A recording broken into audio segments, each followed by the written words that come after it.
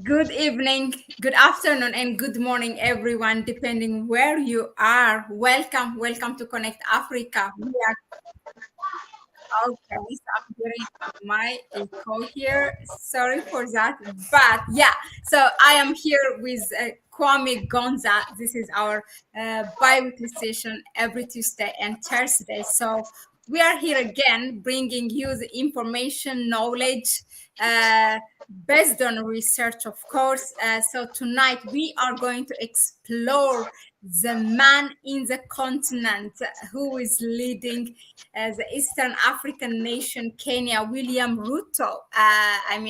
I'm sure every Pan-African or African by now have heard the name William Ruto because of how dynamic he is in the things that he's doing and how vocal, he is as well. So there are a lot of things to ask and to get answer.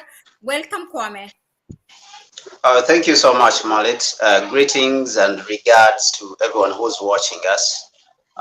We thank you for being part of us and bearing with us and supporting the channel. We ask you to continue in that direction of supporting the channel. You energize us, you give us encouragement if you support the work we are doing. So if you are out there, you want to support us even monetarily, you need to come out and let us work together. So you never know, those people who support us monetarily, we could go as far as, partnering up on another level regarding the work which we are doing on the ground and the engagement that we are engaging in, and the other activities that we are engaging in on behalf, of course, of the African continent. As Mahlet has mentioned, the topic today is the examination of the nature of the person of President Ruto. As she has mentioned, he has been making waves all across the continent. So we want to understand, is he the right person that sort of we have been waiting for, across the continent? Because it has been said that the problem of the continent is squarely the problem of leadership. So if we look at the various moves he has been making all over, is he the right leader that Africa needs at this particular moment when the world is going through tremendous tectonic changes? So that is the question which we want to answer today with Mahlet. Thank you very much. Thank you, Kwame. Indeed. So as you tune in, so this is to our viewers. Please share the link to others so that they can come and get the information and knowledge, of course. So Kwame, as we have said, ever since William Ruto came to power, he has done a lot of things that we have been asking in a way why, whether it's our respective countries' leaders or the umbrella organizations, African Union, why they didn't do this, why they cannot do this. So he achieved a lot of things and brought at the forefront, and he has been vocal and also physically he has been really very dynamic. I have been doing my own research, and so far I think since he came to power, it's about a year, or it's about a year. He came to power in August. The election was in August, but I think the ceremony was much less. So he's less than a year, actually. Now, he has moved around 30 countries, and like close to 70% of those visits are within Africa, and the rest is outside Africa. And those very sensitive issues that he's talking and other things, you can see that, or one may ask that, is William Ruto our Kwame Nkrumah in 2023? Is he the man that we have been waiting for? What is your view? Yeah, I think there's one writer of African descent in the Caribbean who say that every generation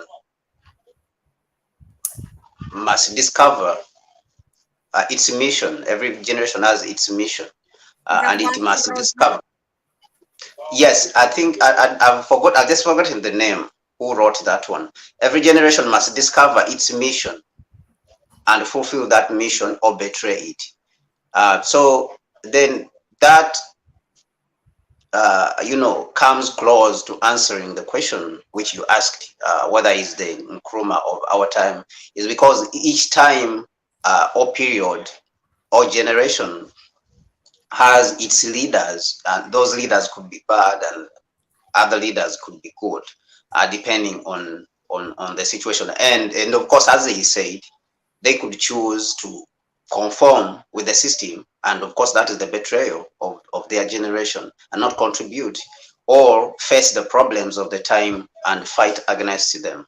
But looking at the gestures which President Ruto has been making ever since he came to power, somebody can easily conclude that he is a good leader if you have been paying attention to what he has been doing and saying.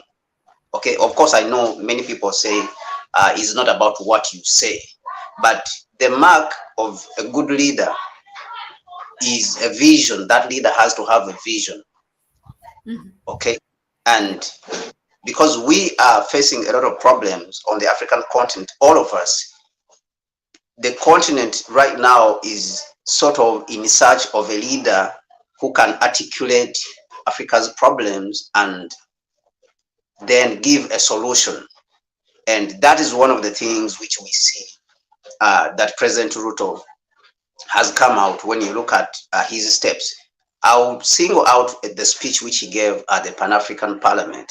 If you look at that speech, many people have been talking about climate change, whether it's President Ramaphosa, whether it is President Museveni, and all the others across the continent, whether it is Nanado, even when President Nanado of Ghana, when he came to Ghana, actually he was saying that it is not right to run an economy the way it is in Ghana, that the local people or the African people in Ghana, they don't own the economy. They are just on the peripheries of the economy. Majority of the economy is controlled by the Western world. And when the forces were so much, then he gave up, on that mission. He did not have that metal to hang on.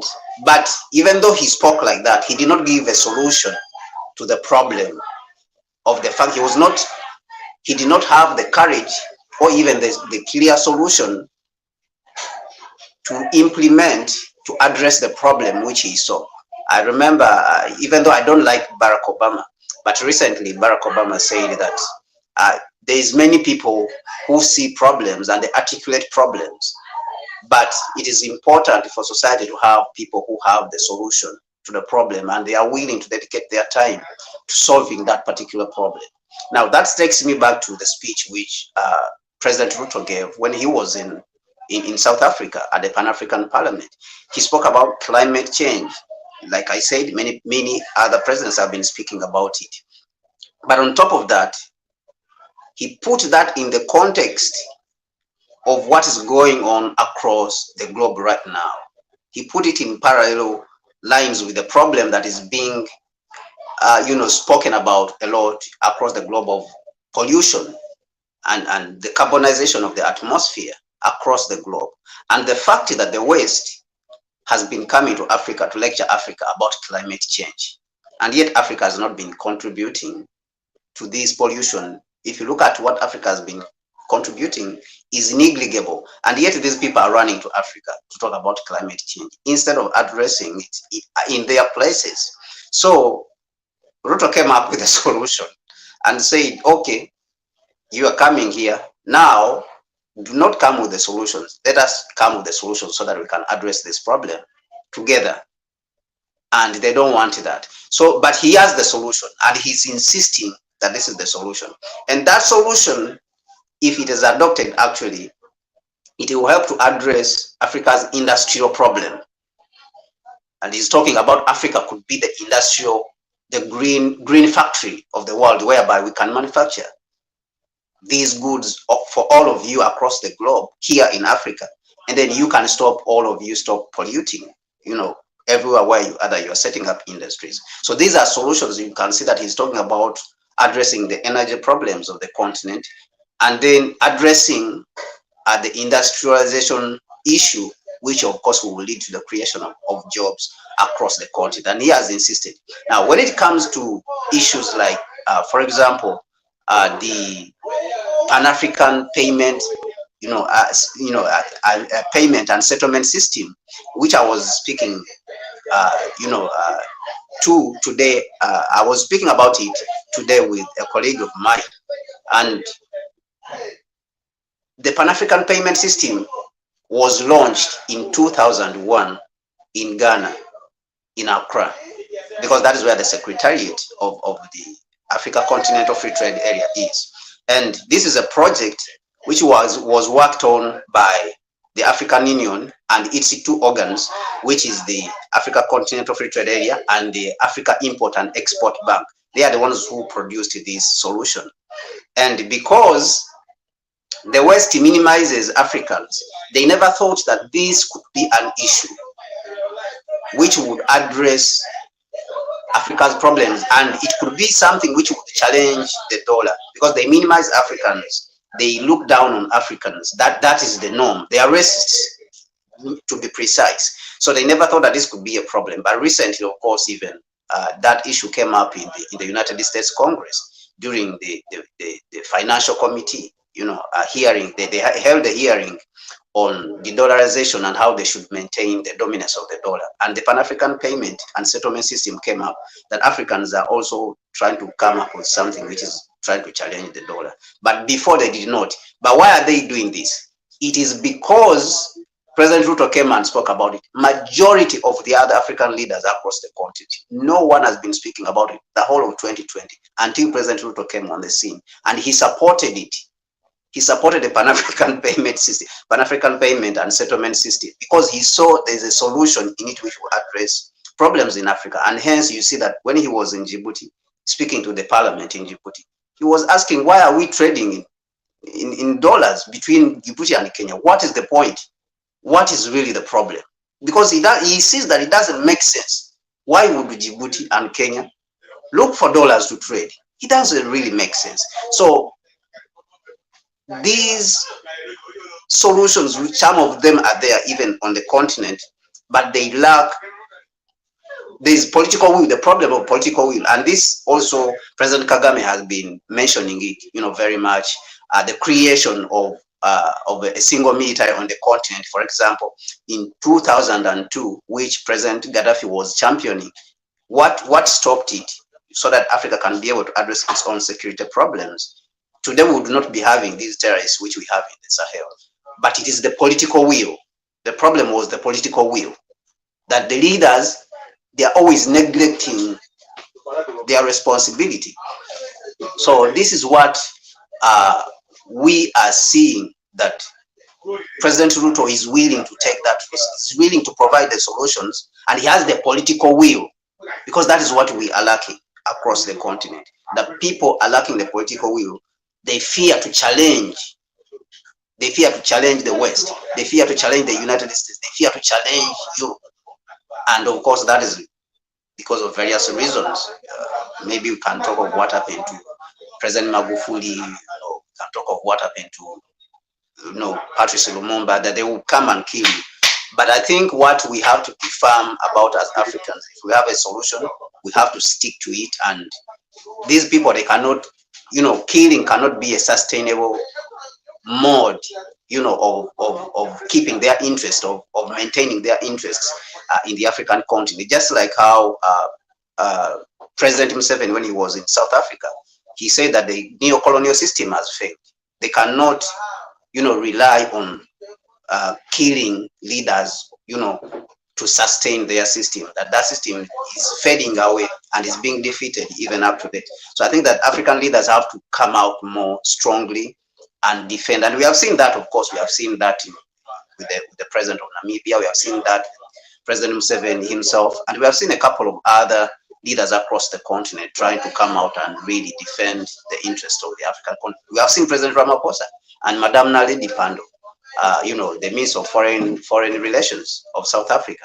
So we have seen these, and this is what we want to see more. But in the person of President Ruto, of course, it is very early to judge, but you can see the signs of determination, within the way he conducts himself and the way he leads his country. Recently, he made a call, to Sudan to speak with one of the generals who are warring in the conflict. Just a few days, I saw it in the news. So you can see that he's taking leadership. In the Democratic Republic of Congo, he sent troops there. When Uhuru Kenyatta was there, they are not sent the troops, but immediately when he came, Kenya sent troops to the Democratic Republic of Congo. Of course, Kenya had sent some troops before to Somalia, but you can see that he is really taking this leadership, seriously, that he thinks that he has a mission to fulfill on behalf of the African continent. And I think that is the type of leadership that the African people have been looking for, have been waiting for, and we have been yearning for. Somebody who will speak, for us, not only on the continent and try to reorganize and reform. Look at how he's talking about, for example, the reforming of the African Union. He's saying that we have to pay for our own dues at the African Union. We have to pay for the activities of the African Union. It is unacceptable.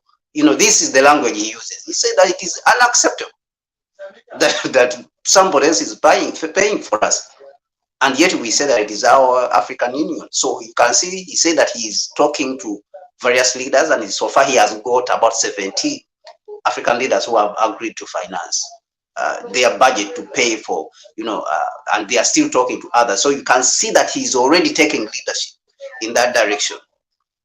Now, the challenges, of course, they may be there. Of course, they're there. The challenges, other challenges are there, which he may be facing, which may come with criticism, especially from internally inside the country. There's those challenges, but I think those are some of the other things which we will talk about. And when you look at the continent itself, I think it has welcomed him.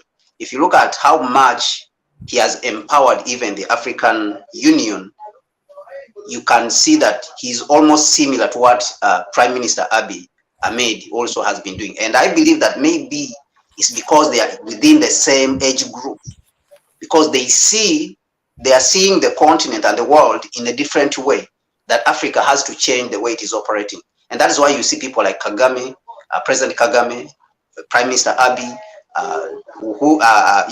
President Ruto. You can see that they are around the same age, and they see the world in a different way, and they are seeing the continent has to go in a different direction.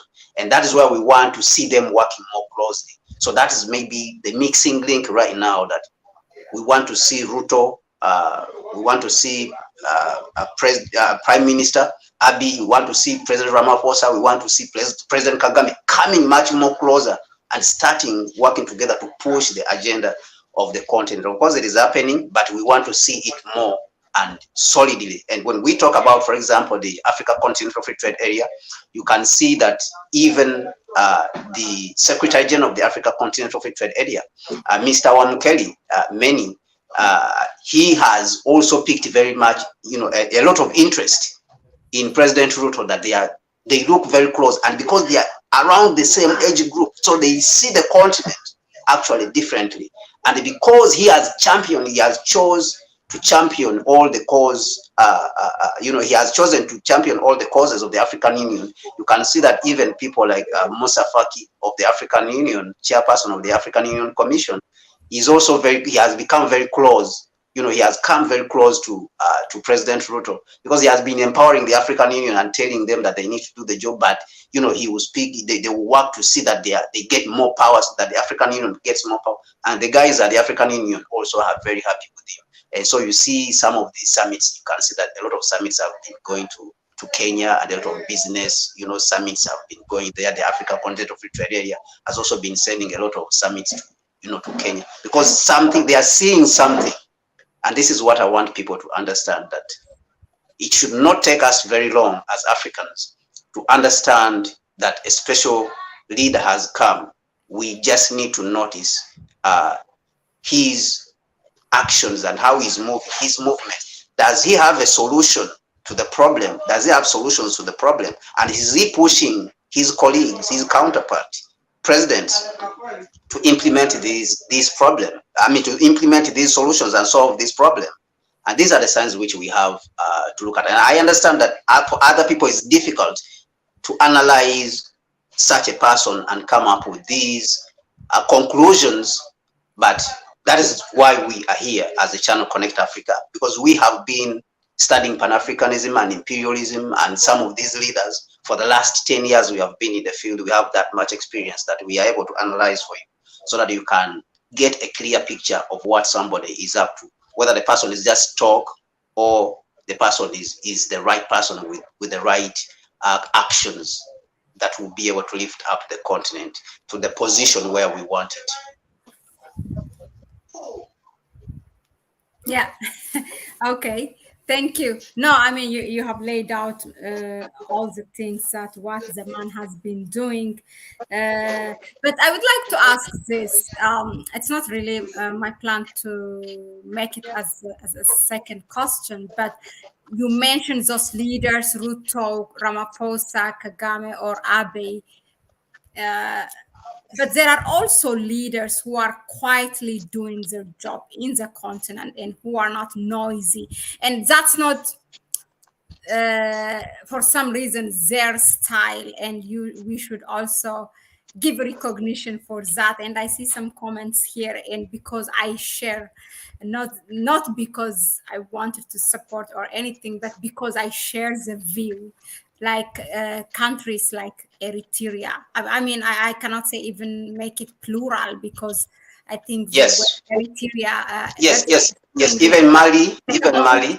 Yeah, so I think that's something which we want to speak about.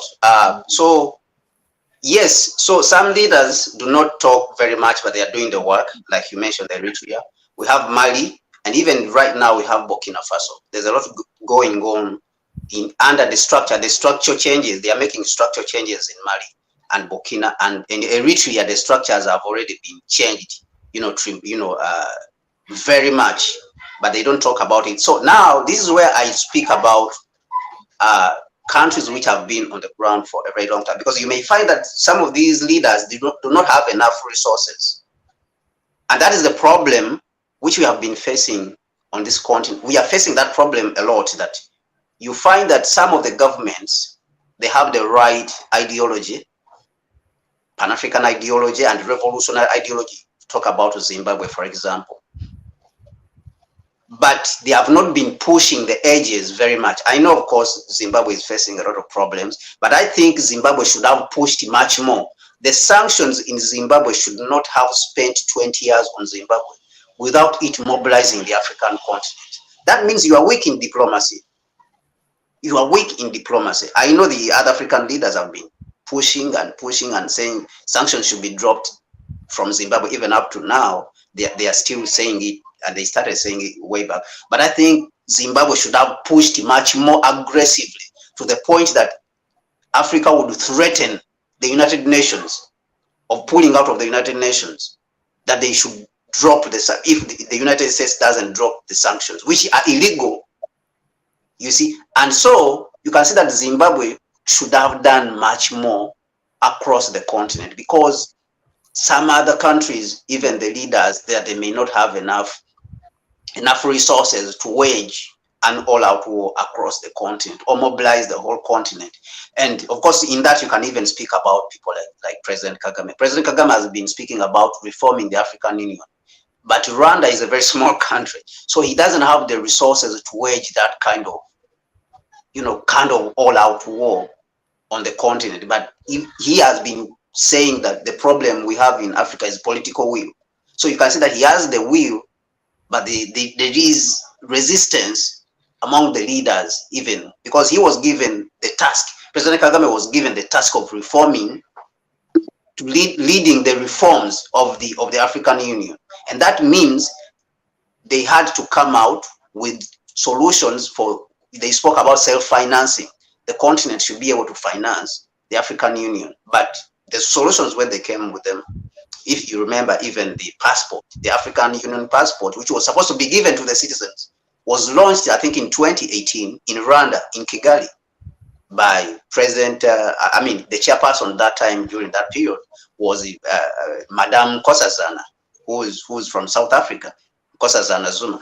But they have not implemented. And what has been driving President Kagame crazy is the fact that these people, majority of the heads of state on the continent, they don't take these things seriously. There's no political will. So you can see that other leaders are acting in the right way. Talk of Eritrea, Mali, and Burkina Faso. But then there's misinterpretation of what they are doing. For some reason. You can see Nigeria and Ghana ganging up against Mali and Burkina Faso. They have not even studied why the situation happened the way it is. They have ignored the French colonialism. They do not talk about it. They do not talk about it. So there is that level of negligence. And so I think that the other African leaders who are in that position, if you get in a position like what President Ruto has, he has a stronger economy. You can see that he has a much more bigger economy. So he could have, and Kenya is one of the most powerful countries on this continent diplomatically. They are very big on diplomacy. You can talk of South Africa also, very big on diplomacy. I think Ethiopia also. You can see that those countries, they have embassies all across the African continent and outside. So that means they have the capacity. For today, we need to focus on Ruto, but yeah, definitely you have a point, and Aaron, you are listening. Yes, so I think that the capacity, these people, they may not be speaking out very much, but they are doing, and I also recognize the fact that they are doing tremendous job in Eritrea, Mali, and Burkina Faso. And so we need to understand, and then when you look at countries like Nigeria, they are not really doing enough, yet they have a lot of resources.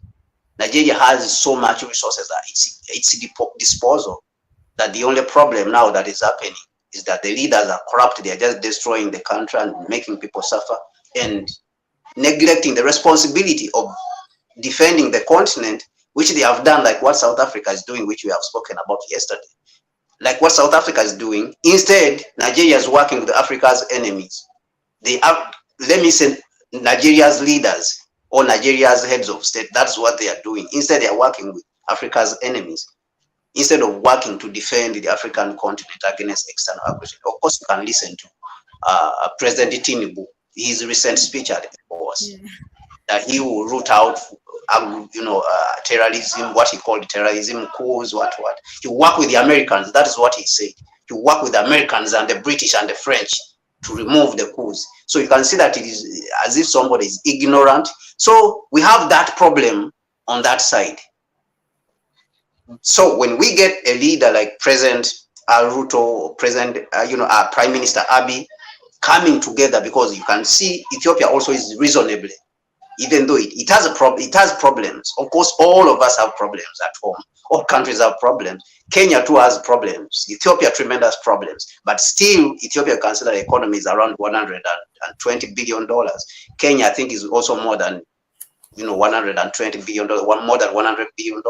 So it should be in a position, if you work together with South Africa, which has now also come out strongly, with the support of others, you should be in a position to wage an all-out war to defend Africa's interests.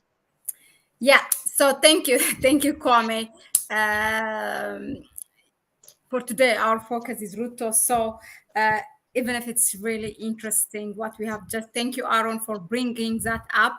I know you are attentively attending this session, but Eritrea, I'm going to share a link with you where extensively on this channel, we have discussed around the 32 years of independence, around that time of Eritrea. But that has been Eritrea's style, to be quiet and do the job, because they have already a lot of sanctions have been imposed on the country. So they don't want to say anything. So they just want to do their job underground, and that's it. But of course, that has brought advantage and disadvantage. But if you feel like there is anything that we don't know that needs to be discussed about Eritrea, of course, we're happy to be a voice. So just send a topic, and then we will examine it and bring it here. Now you have that, Kwame, lined up the achievements, the things that William Ruto have done.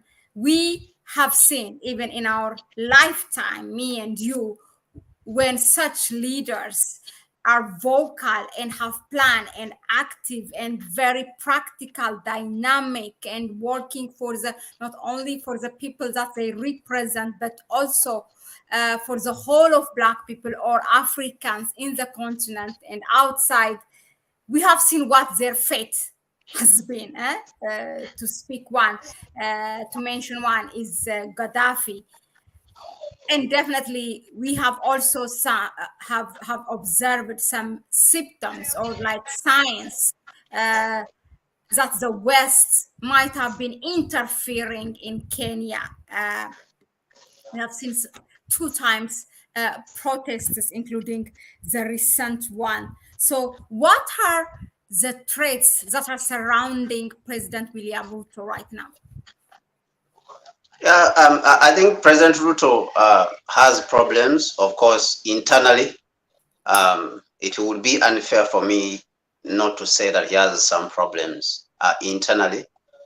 He has problems of the economy internally that some people expected so much. The expectations were very, very high. And of course, he might have overpromised himself when he was coming to power. He said he would reduce, for example, the price of a staple food, a common man's food in Kenya, which is called unga, or what other people call posho or cornbread, for those who are across the Atlantic, in Europe or the United States. They call it cornbread. So that flour, maize flour or corn flour, it was supposed to calm down the price, because that is the common man's food. And according, of course, to the people, the citizens, they think that they say the price has not come down as the president promised. And also he has increased the prices, it has increased the taxes on certain services and goods.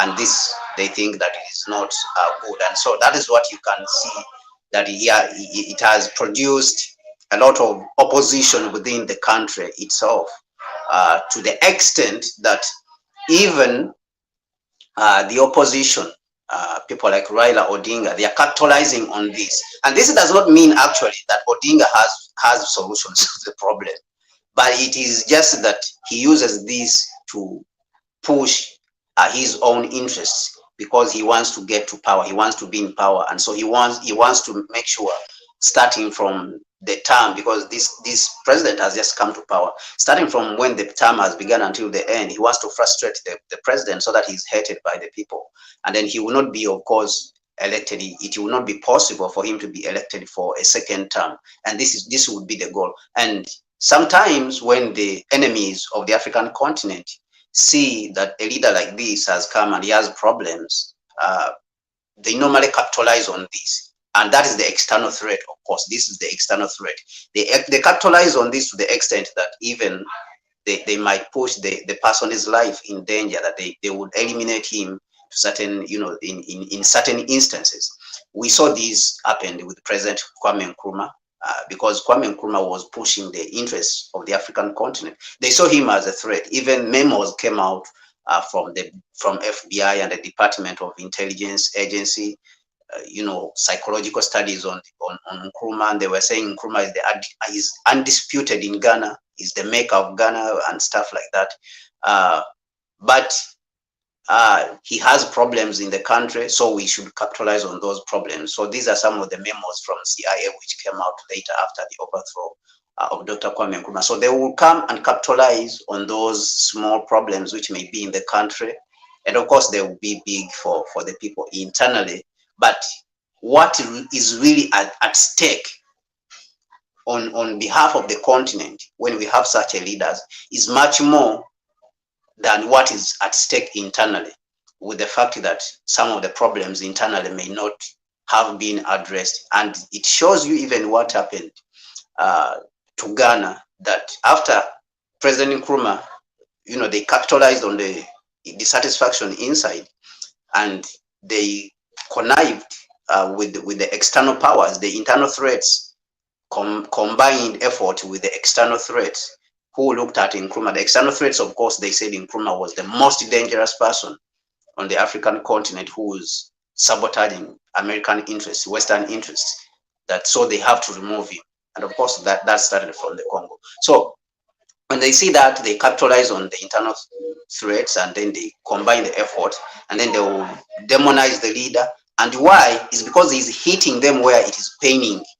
He's hitting where it pains. Like, for example, you have seen the issue of what President Ruto is talking about of supporting the Pan-African payment and settlement system, even though he's not the one who came up with the idea.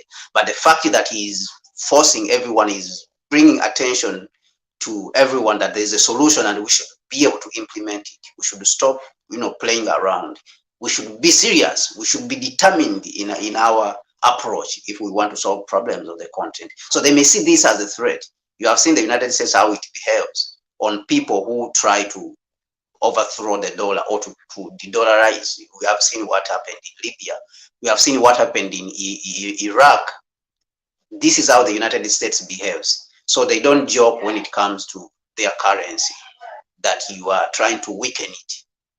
They really become an existential threat to your life, that they can eliminate you. And when it comes, of course, also to resources, the African continent, you saw what happened to Magufuli.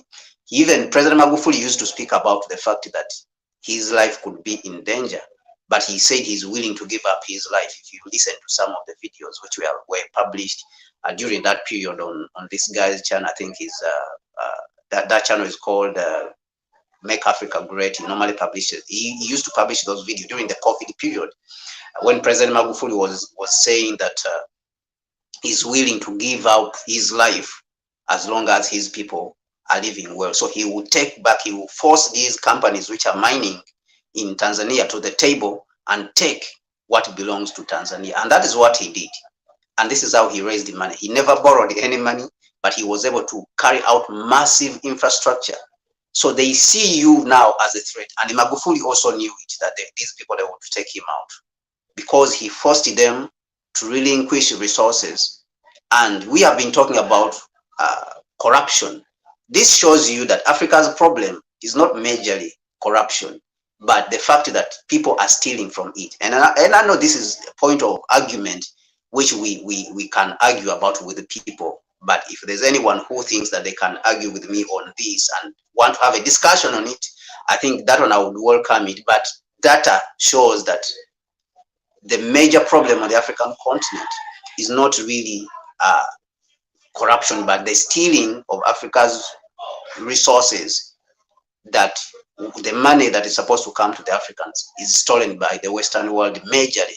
Because when you look at the United Nations report, which came out in 2021, the illicit financial outflow, the money that is going out of Africa illegally, most of it is ending up in Washington, Brussels, and London. That is where a majority of the money is ending up. And of course, they work with some people internally, to deprive the Africans of their bread. So if you come as a leader and you are trying to address these problems, then they see you as an enemy that has to be removed. Not only removed, but if you have so much power, they'll find a way of killing you. And we see this. They tried it even on Lumumba. They tried it on Nkrumah. But when they failed, then they come out and use force, brutal force, like what happened to Patrice Lumumba. They tried to use toothpaste, and put toothpaste, which is poisonous, in Patrice Lumumba of the Democratic Republic of Congo. They tried to trap him with poisonous toothpaste and they failed. So they decided to use force and remove him by force by using Kasavubu and Mobutu Seseko, who were able to remove him. And in Nkrumah, of course, we saw numerous times they wanted to bomb him. They wanted to assassinate him, but he survived more than, I think, 3 times. In Ghana, he survived bombs which were being thrown at him using certain elements. So these are the things which happened. For Magufuli, he did not survive it also. So these are the things, because we see the pattern.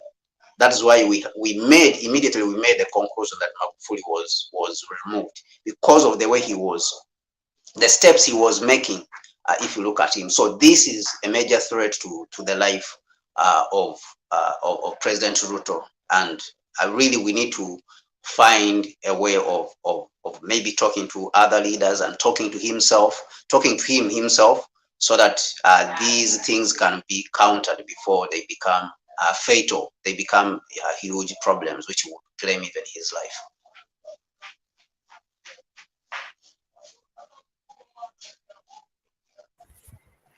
Interesting. So he's a man that needs to be protected, actually, at all costs by his people and Africa, because Africa have seen, its leaders being taken away while we just stand by the corner and say nothing. And some of us singing the redemption song. Now, you have mentioned some of the challenges internally that he's facing, but what are the challenges? Why the people are on the street? Why Raila Odinga could not accept his defeat? And every time there is, and those protests, by the way, are not coincidental. It's a deliberate one. When there is a major action taken, then a protest come out. I just forgot. I cannot point. The man is dynamic anyway. Every other day there is something that's coming out of Ruto, but there's really like a major move. Then you see a protest coming in the country, but that might be one of the challenges. So, what is the challenges he's facing right now? So the Nkrumah, when he was in exile, when he was in Guinea, of course he did not consider it an exile. When Nkrumah was in Guinea and he was removed from power, he didn't consider it an exile, because Nkrumah said that anywhere where he is in Africa is his home. So he's not in exile. When people were saying he's in exile, he said no, he was not in exile. He was at home in Guinea, where he was at home. When he was in Guinea, he wrote a book called Class Struggle in Africa. In that book, what Nkrumah addresses is that imperialism, the imperialist forces, of course the forces of Europe and the United States and its allies, they are working with some elements internally in the African continent to frustrate the progress that Africa should have made on behalf of its people, to frustrate the interests of the African people, the common man. And of course we see that, and we see that situation is the same even which was happening in Tanzania, that when President Magufuli came, he was touching a lot of places to root out the corrupt elements. And it is possible that those corrupt elements, they are the ones who might have been used to take him out, even maybe to transfer poison, in his food or something, or inject him with something which he did not understand, and then the poison would take him out, would take his life out, and of course they would claim that it was COVID, even though in Tanzania there were no people who were dying of COVID. So this is a threat. The corruption inside the country is a threat, that you have a middle class, or you have a group of people who are accustomed to luxury and who have sort of turned themselves into parasites, that they are used to the resources of the state. They depend on those resources, that without corruption, they cannot sustain themselves. And of course, they work with the external forces, because the external forces, they are the ones which empower them, so that the external forces also can get, they use that as a payment to them. They need them to behave the way they want, so that the external forces also can take their interests. They can take what belongs to them. So this is what Nkrumah tries to address in that book, Class Struggle in Africa, which I would recommend everyone to read. It is available on Google if you search for it. It's a very, very good book, because it helps you to understand the forces at play on the African continent. So these are the challenges that he's facing at home. You see that he has the challenge, which we have mentioned on one side, of the economy, which is a huge challenge, that you have to register some level of growth. And then you have this middle class of people who are corrupt within, because majority of the times you see that some of the good leaders even are brought down by corrupt elements within the government. Even though the leader may be good, you look at people like Nkrumah, there were some elements who were corrupt in Nkrumah's government, that they led the people to hate the government, Nkrumah's government. So this becomes a threat to you as a leader. This becomes a huge challenge, that corruption and that middle class. And then of course you have on the other side the people like Raila Odinga, whose only ambition is to be a president. For him, he doesn't have that. He has a solution which he's bringing, because honestly, if you look at Kenya and any other African country, you look at Ghana right now, the inflation has been in the roof. The official figures of the government, of course, they have been around 52, but some other economists outside have been saying that Ghana's inflation is more than 100%. And when you look at the depreciation of the currency, actually they are true, because the currency within 2 years, between 2020, the currency between 2020 and 2022, the currency depreciated by more than 100%, from 6 against the dollar to 12 against the dollar. Actually, it went up to almost 13 against the dollar. So that is a depreciation of more than 100%. So that means the inflation, that's the level of inflation. So Ghana is also facing these problems. Now, this tells you, what I wanted to point out for you is that these problems are not only faced in Kenya, where these problems are, and also it shows you that Africa's problems, you cannot solve them in a single country. This is the confirmation of what Nkrumah was mentioning, and this is why Nkrumah was fighting so vigorously to unify the continent. Why? Because you cannot solve Africa's problem in one state, in a single state, because we are huge landmass experts. So we have to come and work together to speed up that process. Because when you are trying to solve them alone, you can't do it. They will keep interfering with you. The external forces will keep interfering with you. And then you have the demands of the people. We discussed this when it comes to South Africa. South Africa is also facing humongous challenges right now. And they have to do with the economy, which is not growing even up to 3% or even 2%. Even though other parts of the continent are growing sometimes at 6%, 8%, 7%, 5%. South Africa is not even growing up to 2%, is growing at 1.5%. That's where it has been growing. So you see that the economic problems are huge, that people expect a lot. Now you have the external forces also worrying you. They are expecting from the same leader. So these are the problems which Nkrumah said that the only way to counter these problems, especially to cut off the external problems, so that we can deal with the internal problems by ourselves, with all the power, when there's no one who's interfering with us, is unifying the continent. So these are the solutions which are not mentioned by these petty politicians you see around in political parties and all that, that when they come to power, they will not be able to solve these problems. They do not tell you that, because some of them, of course, are ignorant. Some of them are outright, negligent. They don't want to mention it because they think that maybe sometimes it is impossible and stuff like that. But these are, of course, the challenges.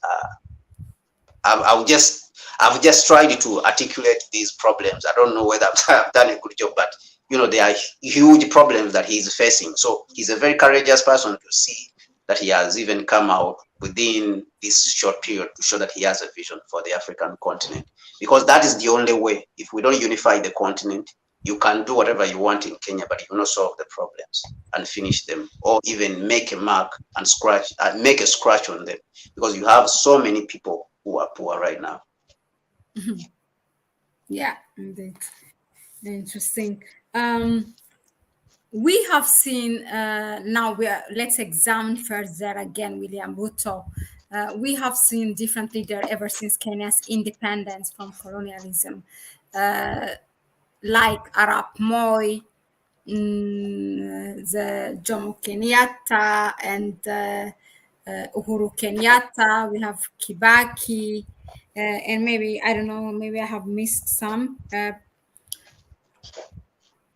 If we are examining their characters, why we are lacking what we see in William Ruto, from what makes him unique or special to deliver what he's delivering today. I am sure these things, what he's talking about, are not obscured from his predecessors, neither from his opposition. So, what makes William Ruto to work and talk and walk his talk the way he's doing right now? Thank you, Mahlet. I think what makes President Ruto a distinct person, if you look at his background, even though he has been in politics, but he's not someone you can say that he has been, he's your typical politician who has had a family that is in politics and who has come from a rich background. Okay, I know there's a lot of people who have been arguing that you can't say that Ruto has not come from a rich background and stuff like that. But if you look at where he came from, like he has, even though he got the money, but he has to fight through from the bottom up to the point where, you know, where he has reached right now. You can't say that his mother was rich or his father was this rich and he was attached to a political office. Unlike the other presidents, you can see that they were attached to politics in one way or the other, his father or his father's friend, or, you know, stuff like that. He was a politician. So you can see that some of those presidents, that is how they are. You look at a country like Ghana right now, Akufo-Addo, his father is one of the founders. He was a politician. He's one of the founders of Ghana. You look at President Mahama of Ghana, who left the presidency. You know, his father was one of the ministers in the government in Ghana and stuff like that. So you can see, I think he was some sort of vice president even of the government in Ghana. So you can see this is somebody who has been around. So these people, such people who have been close to power, they normally they have not grown up in those conditions which are really poor, that they know what it means to be poor, what it means to be a poor man. And so they are trained normally in some of the best schools. So they know when they come, they know how to speak diplomatically, or what you would call politically correct. They know how to be politically correct. So when there's a problem, they do not address the problem according to how the poor man wants it, or they don't speak about it how the poor man expects that problem should be spoken about. Maybe they do it during campaigns, for example. But when they go, for example, on the international stage, when it comes to defending the interests of the country, they will be sugarcoating things, and they will be using very big words: sustainability, insufficient. We have insufficient words and what and stuff like that. They will not say that we are being exploited. They will just say we have insufficient resources and all that. They will use the big words. And so this is what is different from Ruto. You can see that he says things the way they are because of his background. Normally, when you look at people who came from that background, like even his vice president, when you look at his vice president, he's called, I think, Rigathi, he speaks things the way it is. He just says, he'll just drop words and then he'll come back and apologize later, because he comes from that background where there is no filtering. The problem, you say it as it is. And then you see President Ruto himself. He's asking, he's in Djibouti asking, what what's the problem? This doesn't make sense. I mean, why would Djibouti and Kenya look for the dollar to trade? It doesn't make sense. Why? So you can see that he's asking this problem for these problems, why these problems are there, plainly as it is. And he said, we don't need the dollar to do this trading. When he said this when he was speaking to the parliament in Djibouti.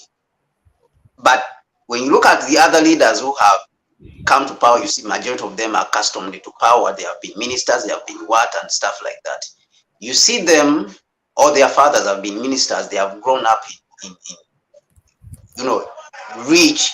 They are a little bit removed from the poor man, that they don't even, to a certain extent, they don't understand the language of the poor man, apart from when it is time to manipulate the poor man and get the power. But when they reach there, then they know how to, the only thing they do is to speak how they are rich comrades, or they are rich, colleagues speaking on the international stage, politically correct, to be politically correct. So this is the difference that we see with the President Ruto. You look at people like President Uhuru Kenyatta.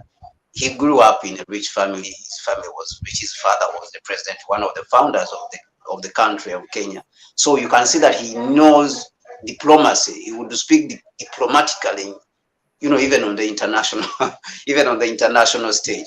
But it looks like Ruto, even Nkrumah himself, when you would listen to Nkrumah would say things the way they are on the international stage. The problems, he would point them the way they are. He would say imperialism is exploiting the African continent. He would come out and say, during that period in the 1960s, he would say that Portugal is one of the poorest countries in Europe. You see, so he would come out and say these things, plain sight, without fearing anyone. So today, if you had people like Nkrumah, if they mistreated Africans, for example, in Ukraine, he would come out and say, Ukraine is one of the most corrupt countries in the world. But today, no one says that. But people like Nkrumah, they would say things like that. So this is the language of someone who comes from a poor background, that he has felt what it means to be poor. And so when he's on that stage and he has a mission which he thinks is representing the interests of the people, this character overtakes him and he mentions the things the way they are and how he's feeling. And this is what we see that is very different with President Ruto. And I hope we have done him justice, in analyzing him. But if there's anyone who thinks otherwise, they can put that in the comment section, or even reach out to us so that we can have a discussion, this discussion further than what we have done on the program. Thank you very much. Thank you, thank you, Kwame. Really, and I like that how you make it. You try to show us also what Nkrumah has faced in all our discussion, or in all the questions that have been raised as a point of reference, because there's so much resemblance that I have learned it myself today as well.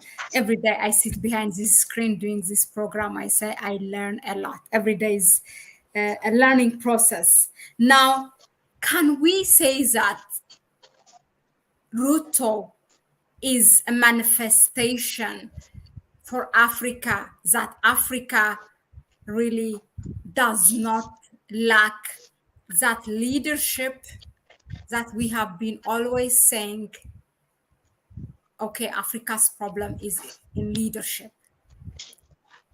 Yeah, manifestation of that. Yeah, no, I think. I mean, to the opposite, of course. Yeah, I think PLO Lumumba has been mentioning this, and I think normally he quotes it from a Nigerian author. I think it is either Chinua Achebe or I don't know. I think it could be Chinua Achebe who wrote it and said Africa's problem is squarely the problem of leadership. But I think that statement is not elaborated on. That statement does not mean that Africa lacks leaders. That is not what it means. Leadership is different from a leader. Okay? And I know this is something, of course, which we can sit down and try to interpret in different ways. But when you are saying the problem is leadership. It doesn't necessarily mean it is the leader who is the problem. So the emergency of people like President Ruto, Nkrumah, Thomas Sankara, President Magufuli, Lumumba, the Prime Minister Lumumba, and all the other great leaders who have been all across the African continent is a manifestation that this continent does not lack leaders. The leaders are there. I'll choose out a country, for example, Nigeria. Nigeria has some of the smartest people on this continent, some of the smartest people on this African continent, that when Nigerians go outside, actually majority of the other African countries, even when you come to Ghana, but Nigeria has a lot of smart people who go out there in the United States and they perform very well. They do great things.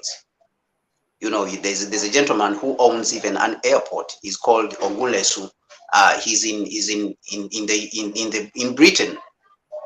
He owns an airport, a full airport in Britain, and he's a financier and he was an engineer. So you can say that it has great people, but the political landscape is all rotten. The country is like it is being run by mafias.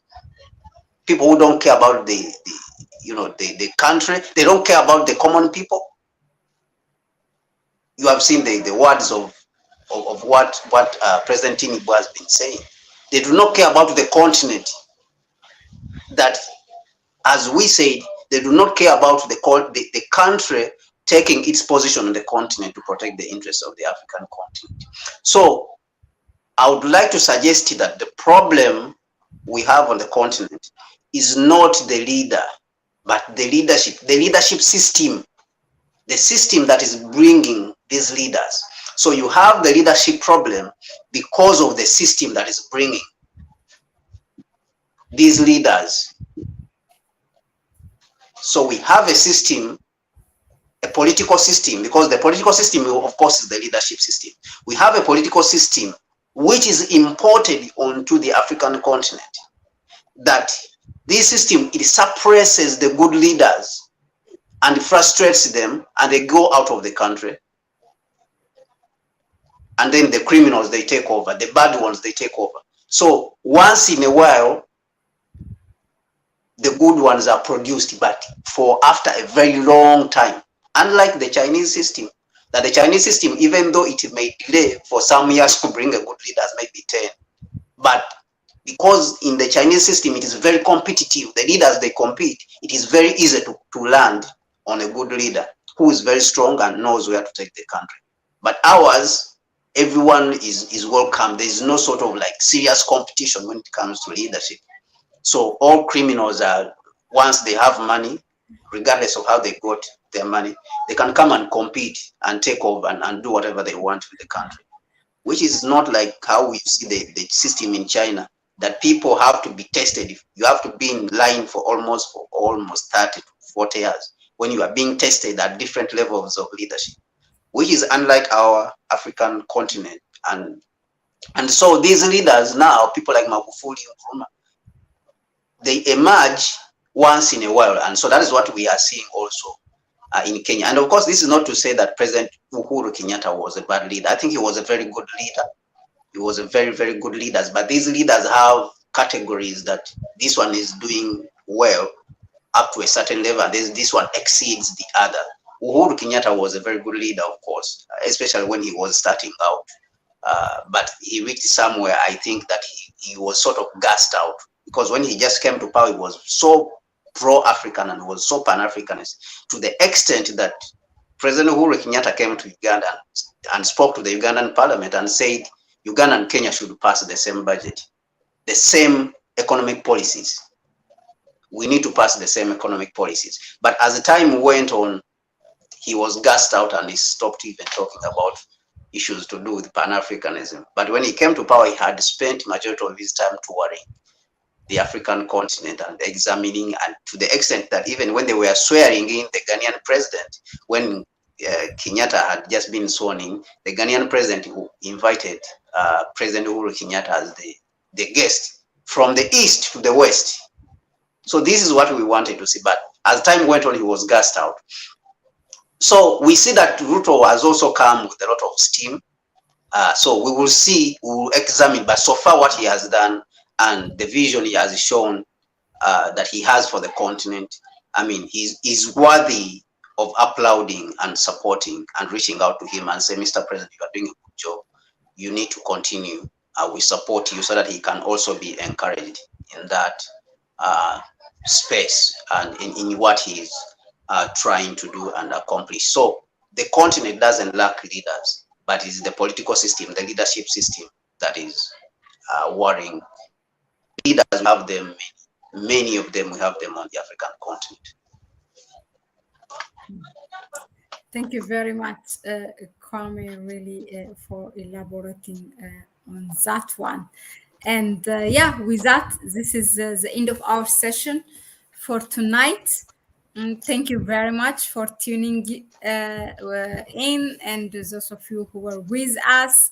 I would like to give a shout out: Black, Sinovia, Loxley, Guthrie, Aaron. Aaron and Black are now very much there every day whenever we are here. Yes, let me send greetings to Aaron, Sinovia, and Black, and C&S. You know, these guys have been supporting us so much. We thank you guys for supporting the channel. We really, really appreciate you guys. Continue doing the good job you are doing. Thank you so much. Here it is. Speaking of C&S, he just said he has been here. I know he has been quiet. So yeah, now is there. So yeah, thank you very much. As you said, I hope we have done justice to William Ruto. Yesterday we were here for South Africa, and particularly its leader, President Ramaphosa, for the challenge and threats they are seeing consistently, that we see sanctions, different talks, media attacking them inside and outside. So as a Pan-African media platform, and this is also our duty to come and support them, not blindly, but because we see their Pan-African perspective. Maybe they're not 100% good leader for their own nation, but we see the bigger picture. That's our duty here. So yeah, thank you very much. Also visit our website, connecttoafrica.org. I'm going to write it here in the chat section. And then we have also a sisterly or brother website, can I say, but also it's a Pan-African media platform, africainterest.org. Check it out, it's really interesting. So yeah, we publish, Kwame publish, I publish, and our brother Lambert also from Africa Interest. There are some interesting articles. And please, as soon as this streaming is over, go share this with others. Do not keep the information and knowledge with you. That will disappoint us, really. That will disappoint us. So please share it. That's what we want, to empower with information and knowledge. But if you want to support us further, you can also see or get our PayPal account in the description section of this video. So you can and those who want to write to us, who want to reach out to us, even the email also, they can find it in the description. Yes, in the video description down, you can find the email. You can write to us if you have any suggestions, contribution, you want to contribute directly, you want to be part of this conversation. If you are there, you have something to say, you want to be part of these conversations, you have suggestions which you want to be part of, then we can talk about it also. You can just reach out. Yeah, everything, all information. You can follow us on Twitter. You can get our Facebook account. You can see the website, the PayPal account. Every information is in the description section. So that's it for us. We will see you again on Thursday night. Thank you very much. Have a good evening, everyone. Ciao, ciao. Bye-bye. Thank you, Kwame.